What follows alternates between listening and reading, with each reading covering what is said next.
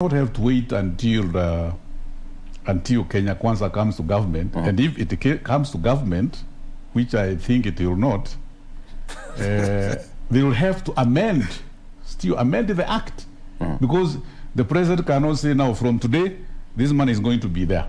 There has to be an act, and that amendment, that's why I'm saying, are faulting him, knowing exactly what is wrong. As a member of parliament who is representing the people living with disabilities, he should have been able to be active and bring a bill. If I am hearing from him that there was a bill I presented to bring this fund back to this, from this fund, which is not audited in parliament, and the bill did not go through, then I would not fault him. But now... Let me answer that one. But now, he has waited for so long, and you know exactly... I'm very happy that you know exactly what you want. Yes. You know, call the truth the truth. Yes. You know exactly what you want. Yes. And I have listened to you.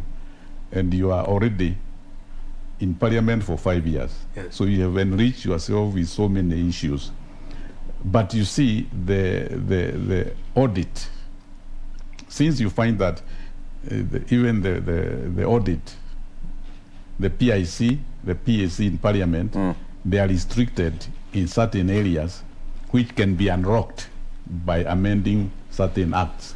So the failure by parliament to amend certain acts is also wrong. We can also fault the parliament for not able to unlock those issues which they think... Let me answer. Okay, take it away. Yeah, no, before I answer my... Yes, okay, yeah. just that one. Yes, because when it comes to that particular fund, I brought 7 different questions. It's unfortunate today we are discussing about the Kenya Kwanza manifesto. If we are discussing about what happened in parliament, and it is in the Hansard that I brought 7 different questions asking the chairperson of the Kenya National Disabled Fund of Kenya to appear before parliament and explain to us how are they being oversighted and where are the proceeds of the multi-billion assets that they own. 7 different ones. But it's a very sensitive matter because the chairperson of National Disabled Fund of Kenya is Christina Pratt, who is the sister to the president. You know? And it has been very tricky for us. I was nominated by Jubilee. President Uhuru Kenyatta, to be specific, who really loved me so much. But you can imagine this is his sister that I'm summoning to parliament. And I have severally done it. And it have not been forthcoming. They have not been able, they never appeared. But I have asked questions because that's the channel. Again, on the amendment of the law. Currently, if you know, and it is in the Hansard, it is in the public domain, that the Person with Disability Act of 2003 have pushed it to be amended. It is now a bill, Person with Disability Bill. And we had gone to even the 3rd reading. But because of conflict of interest again, of this particular fund, that we wanted to amalgamate it with National Council for Persons with Disability, it is in that particular bill. I think that is why the bill, after 3rd reading, it was supposed to go to Senate. I don't know where it is now. Kimunya just played with it, just around here and whatever, and it never moved to anywhere. So I have tried my level best, dear friend. I have tried. Okay, Mheshimiwa, we have got a few days to go to the polls, but then everything is, put in place by the IBC and the relevant bodies. PWDs form a huge chunk of voters in this country. Perhaps you have got exact numbers. Yes. Have they been well catered for so that they take part in this election without any hitches? Perfect. We have met as leaders of persons with disability with IEBC, with Chepugati. We have talked about accessibility in the polling centers. We have talked about accessibility to the information, which we wanted to be on Braille, but we decided since time was not enough, again, it will have costed more in terms of billion to Braille every polling paper, every paper. It will be a bit difficult. That's why we shelved the issue of Braille. But in terms of what is done and how person with disability will be able to vote, we are satisfied. In Kenya, we have 2 million Kenyans with disability registered as voters. 2 million we is have a big total number. Population of 6.5 million, but others are children, others are maybe mentally, they may not be able to vote in one way or the other. But those who are registered are 2 million. And for us, we are the 43rd tribe of Kenya. Our challenges are the same. We will vote as a bloc, and they know whom they will vote for. They know whom they sat with in race course and discuss the economic model of and the disability charter. And those are the things that I've enumerated on what actually person with disability needed to be done. And I have not even finished. The issue of sports was also captured in that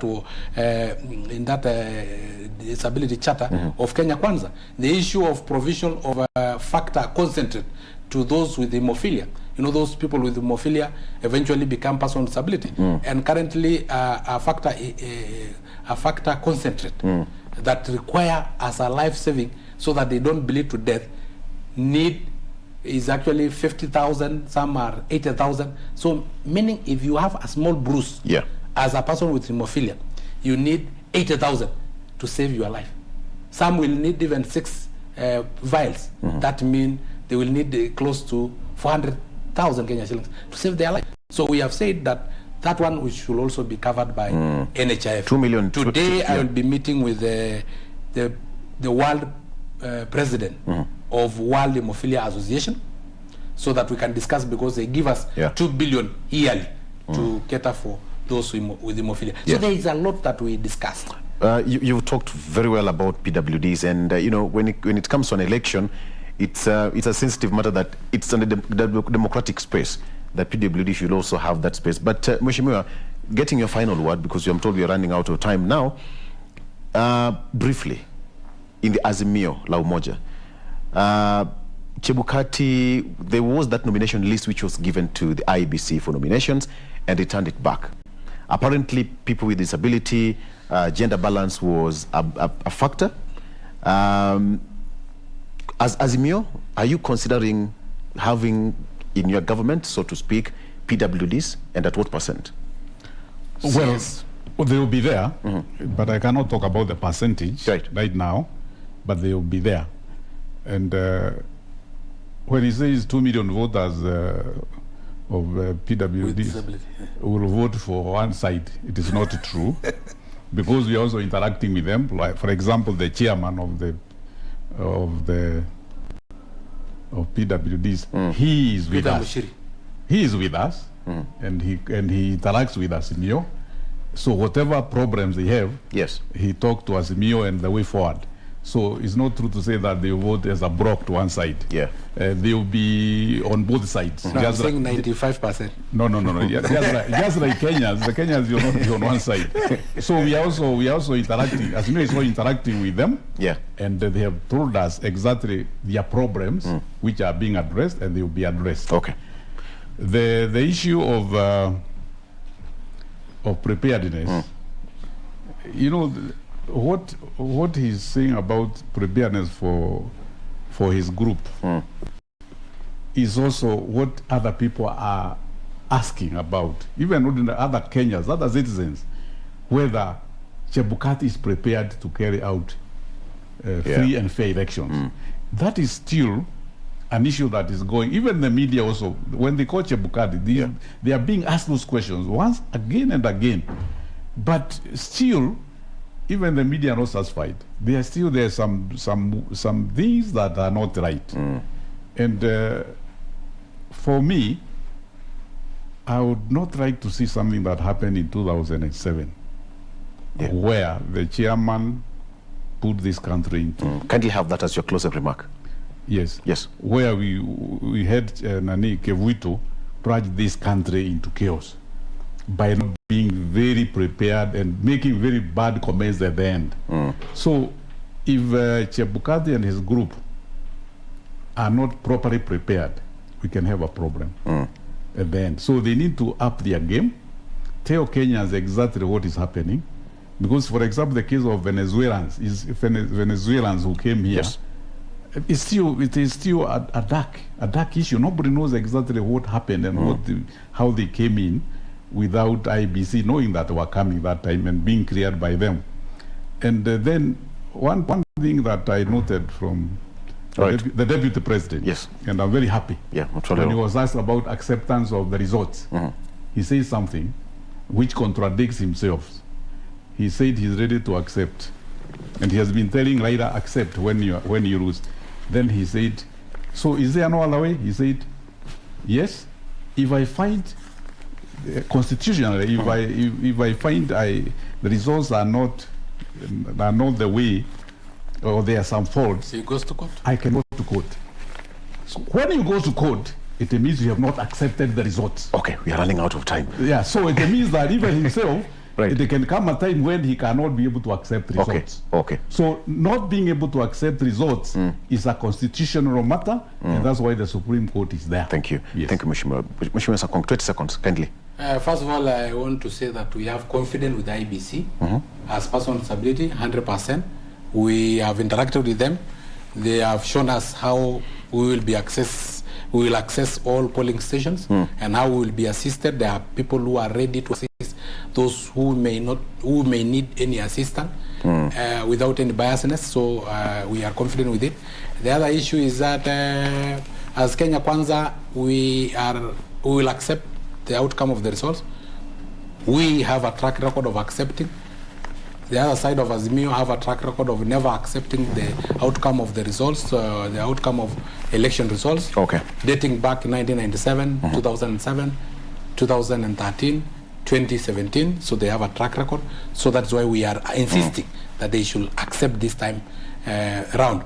Lastly, person with disability, I've given you a signal. You know where your vote will be. It will be in Kenya. All right. Okay.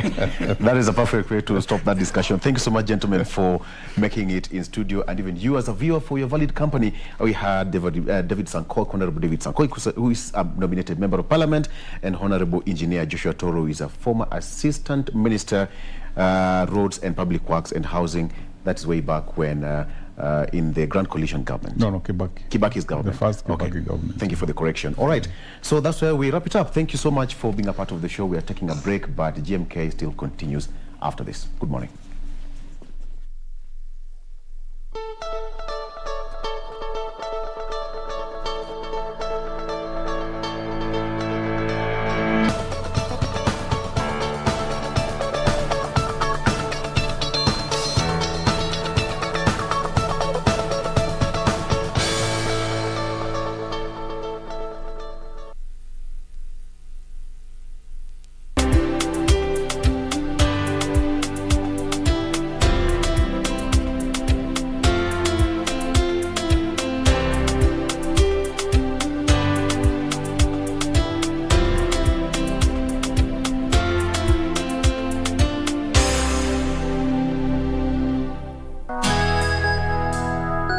Finally, the wait is over.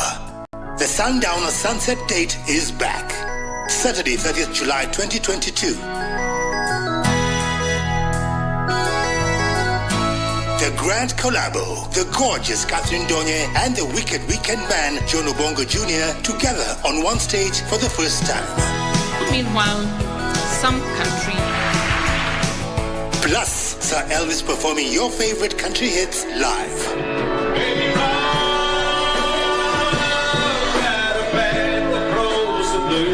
All roads lead to the park in Kitengela, the land of Choma, for music, dance, food, drink, and so much fun.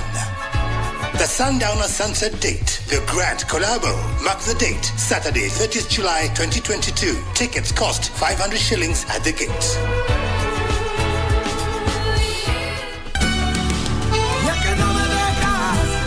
I don't want Adrian to be involved in my daughter's life again. Never again. Adrian is the father of Valentina. For your loyalty to Camilo? Must have you take away my daughter? Must you keep away your daughter from her real Yes, I know father? that. If it's the office you went to, then why is your hair all wet? Adrian is here? Yes, sweetheart. Is that true, Mommy? Yes, my love. I'm the father of Valentina. But I can't take her away from her mom.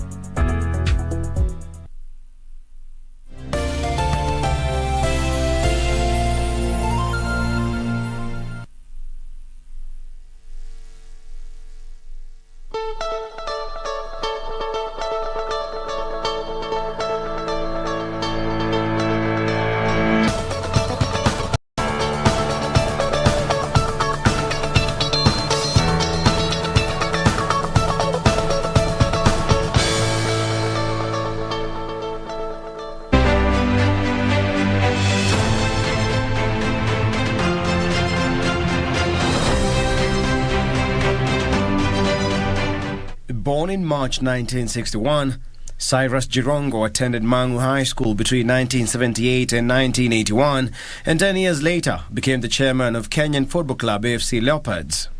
Jirongo was only 31 years of age when he teamed up with the likes of Sam Nyamweya, Fred Kiptanui, and current Deputy President William Ruto, among others, to start the Youth for KANU 92, commonly known as YK 92, the youth movement that supported President Daniel Arap Moi's re-election bid in 1992, following the return of multipartyism. Despite the lobby group's influence in the re-election of President Daniel Arap Moi in 1992, it arguably became politically overzealous. For instance, Jirongo called for the resignation of Professor George Saitoti, which coincided with a walkout from Parliament by opposition members of Parliament in protest against the then Vice President and Minister for Planning and National Development. Jirongo's goose was already cooked. Moi claimed the organization had joined the opposition to undermine his presidency, instead choosing to defend his Vice President, Professor George Saitoti. Jirongo's path to redemption through establishing a power base in Western Kenya would not last long, as he found himself on the wrong side of President Moi, eventually getting detained over possession of unlicensed guns after his houses were raided in search of firearms. Jirongo would become politically relevant once again in 1997 when he was elected Member of Parliament for Lugari constituency. 6 months into his post, he announced plans to run for the presidency in the 2002 general election. In November 2001, Moi announced a major cabinet reshuffle as he appeared to try to change the perception of KANU, bringing in youthful faces in place of the old guard. Jirongo, together with current President Uhuru Kenyatta, were among those who benefited from the changes. Jirongo was appointed Minister for Rural Development, formerly a department within the Ministry of Planning and National Development. After KANU's rule came to an end in the 2002 general election, Jirongo formed the Kenya Africa Democratic Development Union KADU, through which he reclaimed the Lugari parliamentary seat that he had lost in 2002. In his bid to become Kenya's fourth president, Jirongo unsuccessfully vied for the Kakamega senatorial seat in 2013, losing to the eventual winner, Dr. Boni Halwale. In the 2017 general election, Jirongo vied for the presidency under the United Democratic Party. He garnered approximately 11,000 votes, which was 0.07% of the total presidential votes. However, with a repeat election being held after President Uhuru Kenyatta's win was contested in the Supreme Court, Jirongo managed 37,791 votes.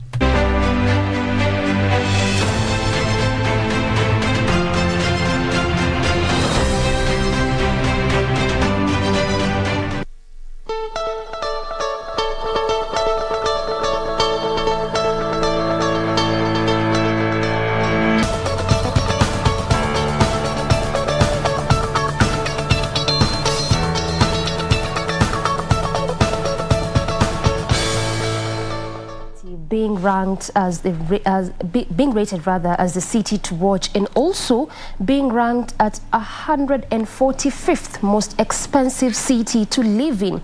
Just how much has the state done in respect to its housing agenda, and how expensive or affordable is it to either construct or own a home in this country? This is what you're set to discuss at least at this hour with my guest, that is George Mburu, who is the CEO of Mizizi Africa Limited. Karibu sana to the program. Thank you so much. It's a pleasure. Asante sana. Yes. Now, I just want us to broach this discussion from demystifying some myths that are already out here before we get to the details of this. And right now, as it stands, is that there's a craze, particularly amongst young people, to just either own a home or construct a house, even though at that point or in that moment they don't really need to or really want to, but because of recognition, status, to feel appreciated in the society. Is that the case? Sure. Yeah, thank you very much, and it's a pleasure to be here. One thing that you will notice is that affordable housing or housing is a basic need. And in the basic needs, we normally know that we learned in the lower primary school, it is food, shelter, and clothing. That is a basic need. And shelter is basically housing. So housing is a need that has been put behind the scenes, and it has been seen to be like it's a want. And a want is something that maybe you have for luxury, for recognition, as you have stated. But a need is something that you need for your survival.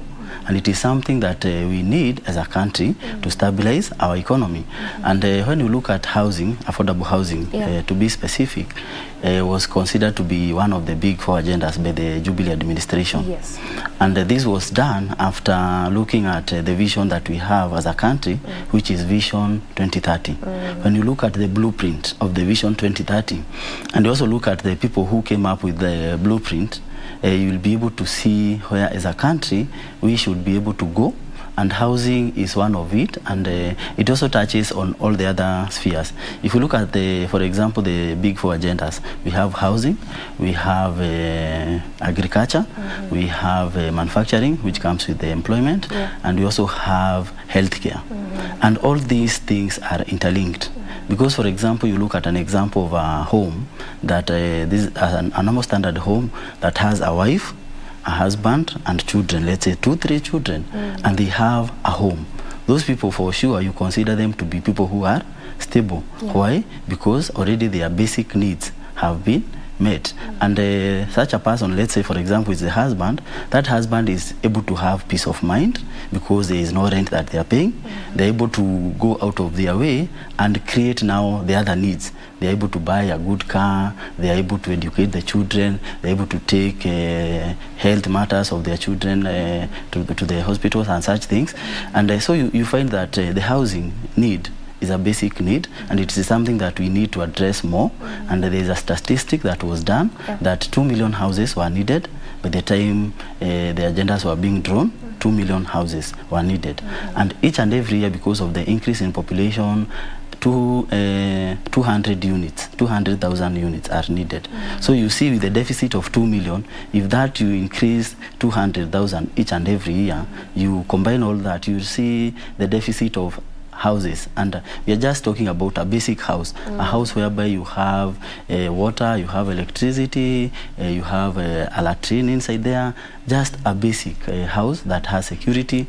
At least somebody is able to sleep comfortably. Very basic. It doesn't have to be so complicated. But now, after you have met all those needs, you're able now to go the extra mile and meet now the needs of the wants, good living and such. Now, well said. I mean, also just looking at what you've said, George, let me just pick your mind on basically also what is happening, because as you're also establishing, it could be a basic need, and we agree just also from what you've mentioned. But also we cannot be devoid of the fact that it's also a craze, particularly amongst the young folk. But also, when you look at our culture, particularly as Africans, we always have this narrative that for the sons, they need to go back to the village and ensure they build a house. But you again understand that a good number of them don't even live there. Either they live in the city or abroad. Is that a good investment? Thank you very much. And the craze that you have mentioned is a good craze, because it's a good thing. It's a good thing, because like for example, we as Mrs. Africa Homes Limited, we normally encourage, once you have your basic house, that is not the end. You need to have now another house which you can use as a form of business. Don't just look at it so that you can be seen. You have a proper plan. It's not for showing off. It's not so that you can get recognition. It is part of your plan. And like we normally encourage in Mrs. Africa Homes Limited, once you have gotten your first house, now you have met your basic needs. That is not the end. You need to have now an extra house which you can use as a form of income. And by that I mean, that house, you can be letting it out, and you get a rental income at the end of the month. You can decide to resell. You resell it after it is constructed. For example, we do off-plan. You come by the time you are starting the construction. By the time you are done with the construction, you have a ready house and you have a title. That ready house can get a buyer very fast, because that buyer can go and be given a loan, a mortgage or something. Then that house, you can also use it in the Airbnb. Like for example, we have seen the Airbnb is driving very well, and it is driving all over. It's a booming business. And the reason why it is booming is, for example, you have a family, as you have said, who stay in town, let's say in Nairobi or in Mombasa or any other town, but they need to go back at home. We have others who are living in the diaspora. At the end of the year or once in a while, they need to go back their rural home to go and see their parents and their relatives. But you find that they had not constructed a house, or the house that they had constructed when they were young people, it is just a small house which cannot accommodate now a wife and children.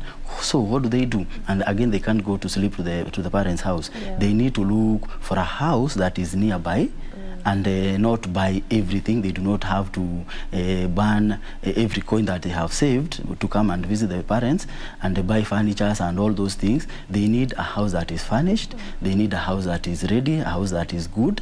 And again, you will find they will want to be around. So you will find somebody who has constructed a house in their village, and a very nice one, has furnished.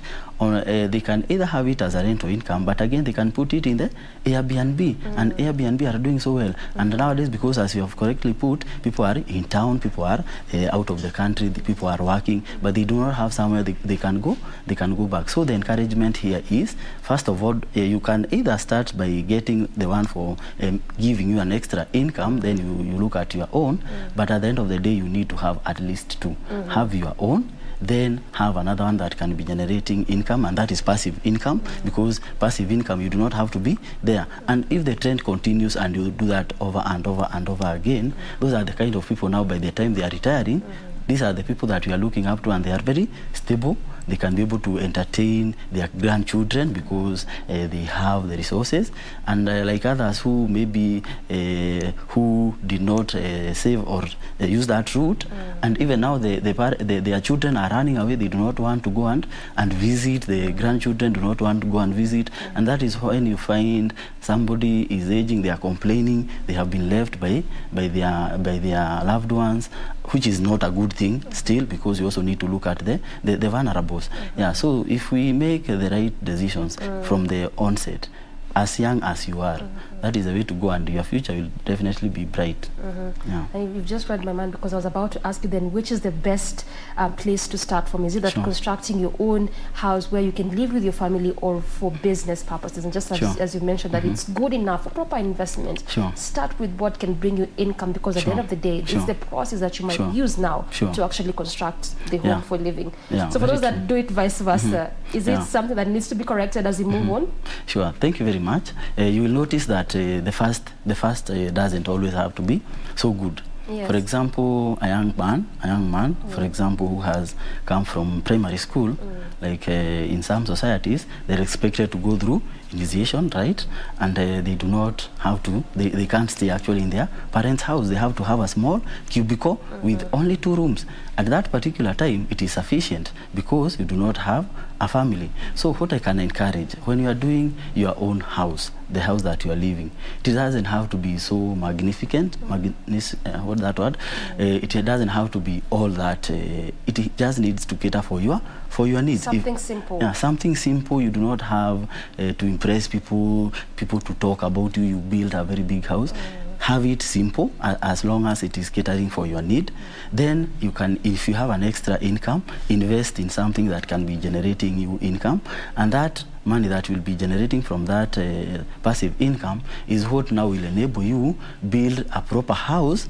And that proper house, by the time now you are getting to a level, you have a wife, you have children, you are now a family, you'll also upgrade with the time. So the encouragement here, when you are young and you have the means, it is better you invest. Just live small, do not live large, just live within, actually below your means, live below your means. Not within your means. Yeah, if you are a young person, live below your means.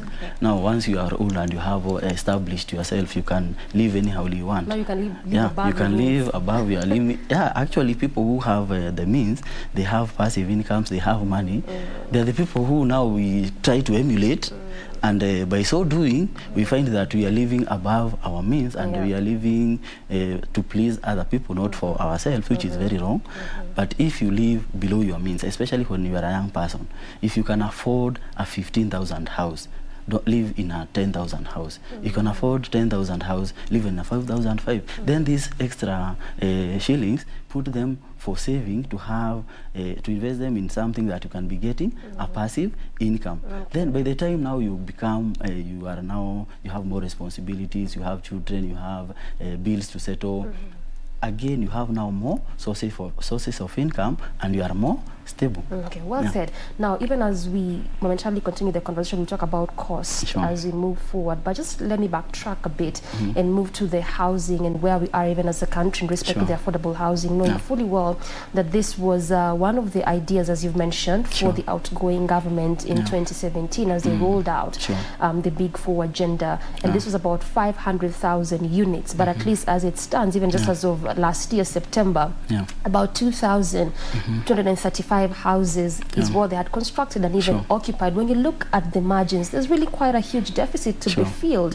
And this is also in line with the Vision 2030 when you talked about the blueprint therein. So as we talk about the issue of housing in this country, and as you've mentioned also, Nairobi is one of those cities that is being looked at in terms of just living in this space. Where are we in that sense? Is it a far-fetched idea? It was a good idea, but is it really far-fetched? Yeah, thank you very much. You will realize that the need that was brought online to the limelight by affordable housing was brought to the limelight because of the need and the crisis that is there. Because once a country has a deficit of over 2 million houses, by what that means is that if you look at 2 million houses, you multiply by a standard family maybe has 5 people. We are talking of 2 million people times 5, that is 10 million. So we are talking of over 10 million people who should ideally be housed. They are not housed. So it brings a crisis. And each and every year, 200,000 units, because of the increase in population, people are growing, people are getting families, the crisis continues. So if this crisis, we do not take care of it, or we push it aside and we say, this agenda is not possible, let us push it aside, it means we are pushing aside a crisis which will continue to be a crisis. And once a crisis has gotten to the peak, now people have to react, and you will find that is when now the revolutions come. That is when you find now even people going to State House to, like it happened in Sri Lanka, people now they want to take charge because they have been so much pressed that they can't take it anymore. So the thing that we need to do is learn from the lessons that we learned from the Jubilee administration. For sure, the Jubilee administration did not manage to hit the target, which is 500,000 units by the time they finished their term, and they did a small percentage. But now what we need to do is go and pick lessons. We pick lessons from this big dream, and we see why was it not able to achieve whatever it had set to achieve, and what are the lessons we can pick, and we pick those lessons. We build now from what they failed. And one thing that we can encourage, and we as private developers like Mrs. Africa Homes Limited, we have seen it is something that people need. Because each and every time customers are coming to us with this problem, and you have heard of companies that have failed, and new companies are coming up, and still they are getting buyers. Why? Because there is a need that needs to be met, and somebody has to do it. So what I can encourage maybe the administration that will come on board, from whatever we have learned as private developers, is that private developers are very crucial in this agenda.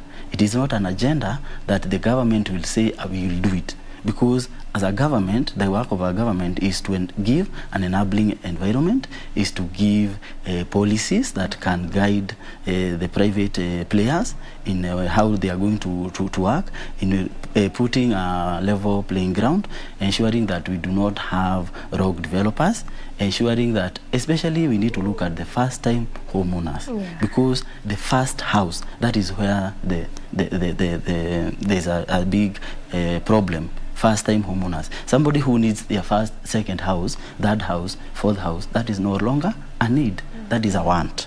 But for people who they need, and we are not talking about the small cubicle, we are talking of somebody who is working in town, like you have mentioned, Nairobi is the town to watch, and this is because there are so many people who are educated, there are opportunities here, and if we create security within Nairobi, Nairobi and even our country, we are able to attract even foreign investors in our country.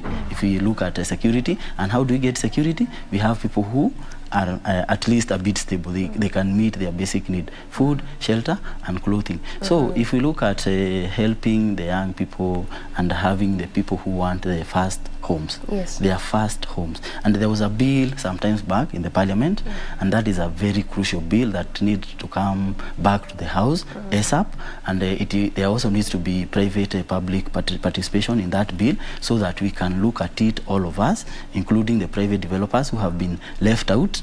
And you'll be surprised, like there's the international financiers who are willing to give money to people who need homes as a mortgage at only 7%. All right. But that one somehow never came into being. So even international partners are willing to help that agenda, especially for the first-time homeowners. Yeah. And you've mentioned the first-time homeowners quite a number of times, and I want us to stick there a bit, even as we try to tie it down with the cost. And you know that anytime we talk about construction or building, the issue of cost never misses in someone's mind.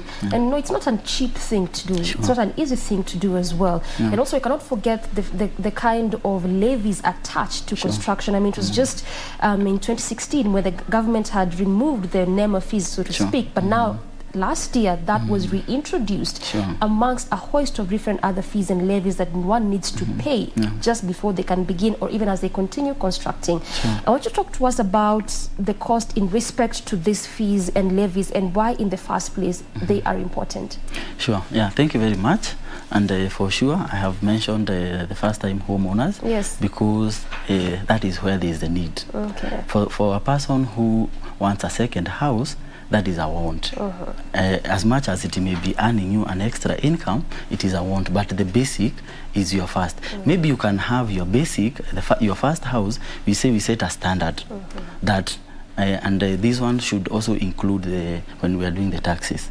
We set a standard. It may be standard for people who are beginning, and a different standard for people who now want it as a need.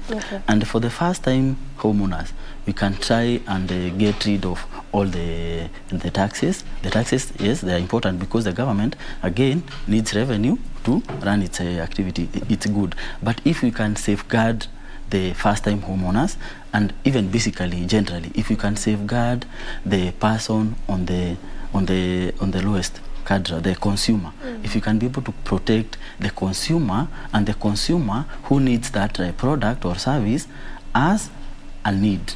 We differentiate between a need and a want. And the person who has a need is somebody who has a family. You have gotten to the age of, for example, 35. You are now becoming. You are no longer a youth. You need help. You need your family settled. You need to have a home. That is where now the government can have very proper policies for such a person. We need, as a government, to do ABCD. You'll be surprised now if you set now a higher standard for people who want their second house. They can actually pay some more money. The one who needs the first one, you make it absolutely easy. You make it almost free. But if you're saying that, and you've just earlier on said that it is important for the government to also generate income through these levies and fees, so then how does the government do this, or does it rely on the second-time owners? Good. The second-time homeowners, the person now who is stable, they have the peace of mind. And for example, there is a tax also that has been introduced, apart from now the NEMA and the other NCA and what have you. There is another levy which is called like capital gain. Capital gain, which is something somebody pays, is a tax you pay once you have sold, let's say, a house. You had bought a house, you are selling it.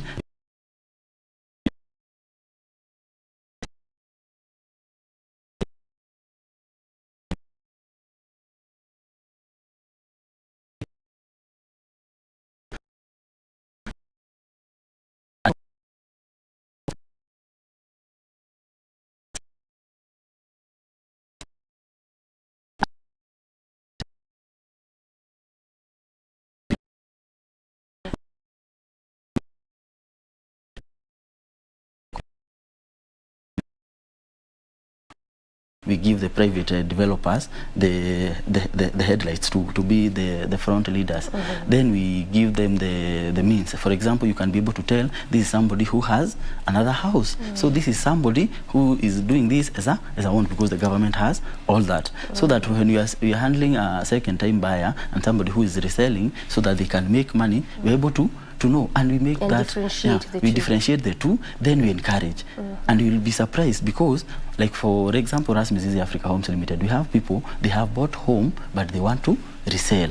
They want to resell and make some money, isn't it? If we can have those people to be so many, you'll find that those people who are selling their second home will assist those who are buying their first, because they will not make so much margin. They make a small margin. Also, the government makes a small margin. But by extension, we have more people who are paying for it. You get the point? Yeah, and so in that way it becomes a win-win for both. Yeah. So basically what I'm getting for you is that it's an issue of policy and trying to make it easy for Kenyans, particularly for first-time homeowners. But also, George, we can laud the state, because just as of the last concluded national event, that is the Jamhuri Day celebration, the president announced a 15% electricity tariff reduction, whereby it's supposed to take place in 2 phases. That was from last year, December. The second phase to take place in March of this year. When you look at what at least the state is doing in respect to that, what is the impact of this when it comes to either owning, constructing, or buying a house? Sure, thank you very much. And as I stated, we need to pick up from what the previous government had started, the Jubilee administration. And for example, the affordable housing, we look at what did not work and what worked, so that we can build from that. Then we also involve the private players like us, Mizizi Africa Homes Limited, who have also experienced it and have either we are continuing to do well, or others have failed. We see also what happened for them to fail. And again, for example, like the issue of electricity, which is something very good, that is encouraged that every person gets electricity. And there are also the issue of fuel, the cautioning of people. It's very commendable to the government. But that is not all. Once you have eaten and you are full, they've done at least something. Yes, once you have eaten and you are full, you need a glass of water. Yeah, so because you are full, you can't say you won't take a glass of water. So let's now take it to a notch higher. We look at, for example, these levies that are put. We avoid putting levies on blanket, as a blanket. For example, the issue of fuel. The issue of fuel, if you are fueling a car, which is a private, it is the same. What I can encourage, it is the cost will be the same. And the same cost for somebody who is buying fuel to do the electricity, still the same. So you find like this fuel has been taxed, all of it generally, and it is not helping everybody in equal measures. So what I can encourage, let's say for example the fuel levy. Let's remove all taxes from fuel. Is that even practical? For example, I'm coming there. I'm coming there. We remove all the taxes in fuel, so that for somebody who is buying, let's say, kerosene, that is somebody who is using that for cooking. They pay for free. Kenya Power or Kengen, whichever manufactures the electricity, they need diesel. That diesel, they buy it without paying any tax. It helps manufacture electricity almost for free. Then, for example, we have seen the expressway. We have toll stations for people who now need the roads. For example, who are using the roads, you have diesel, you have petrol. Those people, they pay the levy at that point. And that levy, again, is not collected in cash. We have the accounts that money is channeled. So, for example, if you are somebody, you are traveling, and mostly maybe, let's say, you are traveling for business, you pay maybe money that you are coming from Nakuru to Nairobi. You pay some extra money that goes to the to assist road maintenance, to bring in other needs. You will find that the person that is at the lowest level is cautioned, because they are getting that almost for free. People who are using, let's say, for example, gas, that one also is levied. Or if you need, for somebody who has a 13 kg, put the tax there. If you look at the people who are at the lowest level, we cater for that need. You will see that in terms of security, because there will be no people who are not jobless, They will be catered, insecurity will be good. We'll be able to assist all these other channels. If you assist the basic one, the basic needs, food, shelter, clothing. And when we are talking of food, shelter and clothing, we are not talking about fashion. We are not talking about good house that luxurious. It's we are the not basic. Basic. Okay, I hear you. Now, as you wind down, George, I'd just like to get your closing remarks, even as you talk about perhaps alternatives, because I mean, we can't really exhaust the issue of costs. It's a very pertinent issue when you talk about housing, and also when you look at the cost even of material right now, it has been on an upward trend. Look at the cement, the steel, and so forth. So then, can we use alternative forms of material as we think of construction and building? Sure. Thank you very much. Thank you very much. Very quickly, you'll find that Kenya and Africa, we are blessed to have natural resources. We have things like stones, natural stones in our quarries. We have ballast in our rivers, that we can be manufactured. We have sand that is in the, you can find it in the river, like free. We have natural resources that are here for free. Now what we need to do is how to harvest them. For example, you will find ballast. It comes from stones that we have here, but we need that machine for crushing. If we can be able to get those machines, we import those machines, we get people to come and train people so that we can be able to know how to use those machines. You will find, and again, you have put the cost of transportation to be very low. You will find that, just as you've mentioned earlier. Yes, the materials that we have locally, we'll be able to add value to them. If it's a machine for crushing, what we need are these machines that are used in other countries, because the natural resources are here. The natural resources are taken from here, they are taken for processing to other parts, they are sold to us at a very exorbitant price. So if we can be able to get those machines, get the know-how on how to operate those machines, use our natural resources without taking them there for processing and bringing them back at a very high price, if we do that, actually, even the people, the international communities, within no time they'll be looking up to us to give them aid, because we have used our natural things, like let's say stones for making ballast, cement. We have if we have those companies manufacture cement, which is we just need maybe to import a very small component just to finish that chemistry.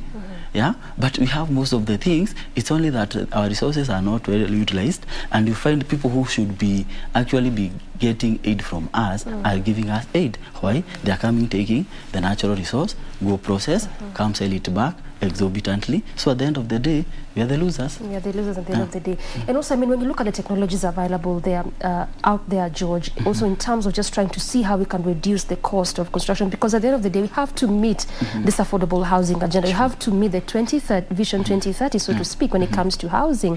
The precast kind of technology, does it in any way at least reduce cost? And in what way does it do so? Yeah.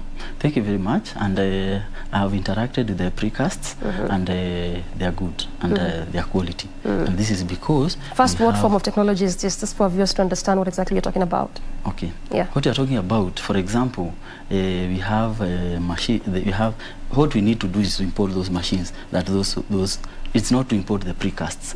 You'll be surprised. We import the precasts as opposed to importing the machines to come and make the precasts here. So you find somebody comes, and the precast we are talking about is something very simple. It is mixing sand and mixing cement and pressing it using a certain machine, and it brings that precast out. Something so simple. But you find the thing that is so simple, it is complicated, that this precast has to be imported. By so doing, we are taking our currency, the foreign currencies reserves that we have few here. We are taking to buy things that we should have made here, and not have to take our dollars or our foreign currencies out. So what we need to do is import these things that are making these fabricated, these you have called them? The precast. Precast. Yes. Precast are simply things that are made from what we have, but these things are taken, gone and made with a machine that we can import and use it here. Like for example, as Mrs. Africa Homes Limited, and we are happy with the government because they have those machines and they have displayed them in the agricultural shows, Like recently we were in an expo and we were able to see it, and it is from the Ministry of Health, Ministry of Housing and Construction and Roads, and for sure those are the kind of information we need to pass over now to people, because people don't have that information. People just know precast. Using precast is cheaper. They do and not actually know. People know that using precast is cheap and don't understand what exactly that they don't means. Understand. And it is something that has only been made. Like for example, the stone that I was talking about that interacted, it is made in such a way that it is there are two places. One, it is pressed, it is able to fit in a fixed hapo. You don't need to use much cement. Yeah, so that's a precast stone, a stone that has been set to reduce an extra cost like cement and what have you, and yeah, it makes our work easier, makes it cheaper. But if you can have it here, those machines, it even here, makes it better. Much better. You can't even compare. Okay. Thank you so much, George. That was informative. At least now we understand what exactly this means in terms of construction, where we are as a country as it pertains to affordable housing, and what more we need to do at least to bridge that gap so that now it can become a reality. We don't just keep talking about it, but it now becomes a reality. Very true. Asante sana. Yeah, thank you so much. I'm so grateful. Yeah, and look forward to more.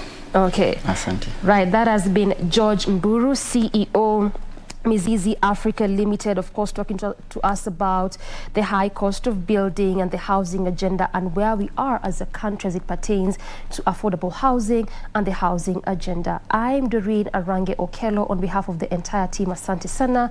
We'll do this again tomorrow. Good morning.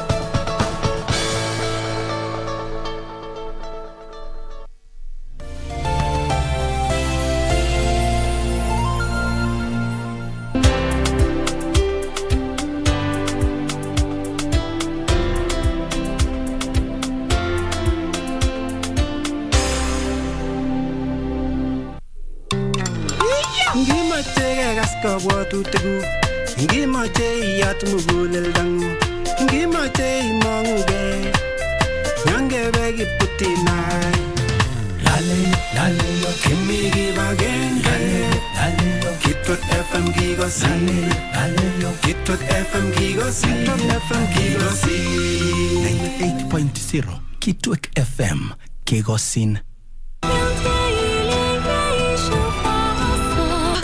My lady, are you all right? How did you know her ladyship was living here? Ladyship? Right. This is Prince Genova's lady here. Why would you go to see her? You best not forget. She's carrying the prince's baby. He almost died while in battle. And he's been working since getting back. He wouldn't notice that. Almost died? Introducing the undisputed king of local country, Sir Elvis. Yeah, get down, turn around, go to town, boot, scoot, boogie.